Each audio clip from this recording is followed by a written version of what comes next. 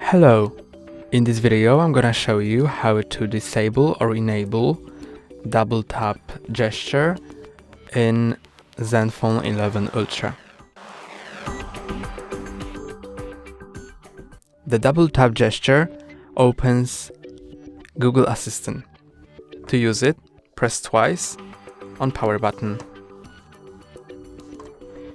If you want to disable it, or you don't have it enabled and want to enable it, then open Settings, go to Advanced, Smart Key, and then you can go to double tap and change its function or disable it. That's all for today. Don't forget to like and subscribe. See you next time.